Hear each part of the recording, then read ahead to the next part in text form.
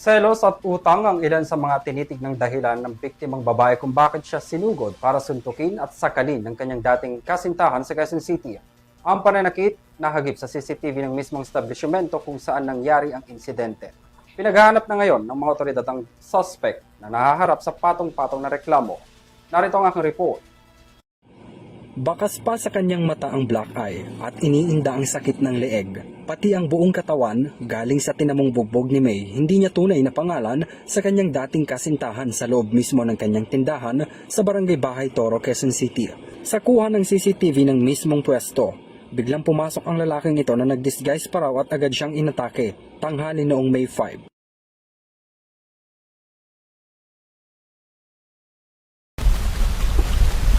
So, hindi ko po talaga in-expect na gagawin niya po yun na may pinaplano pala siyang ganong kalala.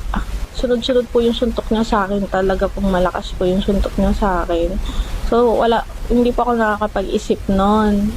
Ang ano ko po is, hinahabol ko lang po yung hininga ko nun para makaligtas po ako. So, tapos po, nung nag-iba na yung pwesto namin, na nakakapagsalita na ako paunti-unti. Ang nasa isip ko po kasi no, nagmamakaawa ako sa kanya. Sabi ko po sa kanya is, Joel, ano bang kailangan mo sa akin? Kwento ng barangay, humingi raw ng tulong sa kanila ang bantay ng establishmento para isumbong ang pananakit ng suspect na kinilalang si Joel Tan, 50 anyos na dati ring karelasyon ng biktima.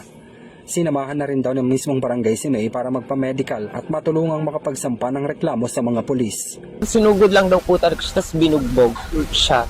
So mga gamit, inumpog-umpog po siya sa pader, may hinampas sa ulo niya. Tapos yun, namaga po talaga yung ulo niya. May mga scratches po siya sa ulo. Sa pong, si personnel po na sumama sa kanya, nag-assist sa kanya para po matulungan po sa pagkuha ng medical legal niya.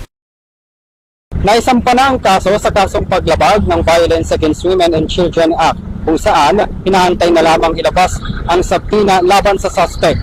Hindi na rin daw nag-renew ng kanyang pwesto si May dahil hindi niya magawang magpakampante sa mismong pwesto nito dahil malapit lang daw ang kanyang dating kasintahan dito mismo sa lugar kung saan siya binugbog. Ayon din mismo kay May, hindi niya lubos na maisip ang dahilan kung bakit ginawa sa kanya ni Tan ang pangbubugbog dahil maayos naman umano silang naghiwalay noong nakaraang taon. May utang pa nga raw sa kanyang suspect na hindi naman niya sinisingil. Tingin ni May, isa ito sa mga dahilan, pati na ang selos at kawalan ng trabaho ng kanyang ex-boyfriend. So, nung nakaraan usap nga po namin, nangutang po siya sa akin. Kasi nga po, wala daw siyang pera, ganyan. So, ako naman, since okay naman po kami nagkakausap, pinautang ko po siya halagang 200,000. Hindi rin daw nagugustuhan ng suspect sa tuwing umaalis si May palabas ng bansa kung saan nagiging dahilan ng kanilang hindi pagkakaunawaan, gayon din ang pagkakalulong umano ng suspect sa sugal. Nagawa na lang daw niyang makatakas ng mga oras na iyon at makatakbo dahil naramdaman niyang nanghihina na rin si Tan pero tuloy pa rin ito sa pananakit sa kanya. Hilong-hilo ako. Kumbaga siguro adrenaline na lang po yung makatakas po ako, gano'n. Hindi ko na rin po alam paano ako, sa dami nung suntok po na yun, hindi ko na alam paano ko po na kayang tumakbo. Tapos hindi na po niya ako hinabol noon kasi nga po may tao sa labas. Kinundi na naman ng Quezon City Police District ang insidente at nawagan sa publiko na ipagbigay sa pinakamalapit na estasyon o itawag sa E911 o QC Helpline 122 ang anumang impormasyon na makapagtuturo sa suspect para sa agarang ikadadakip nito. Para sa Euro TV News, ako si Henry V. Nicolas, sumasaludo sa bawat Pilipino.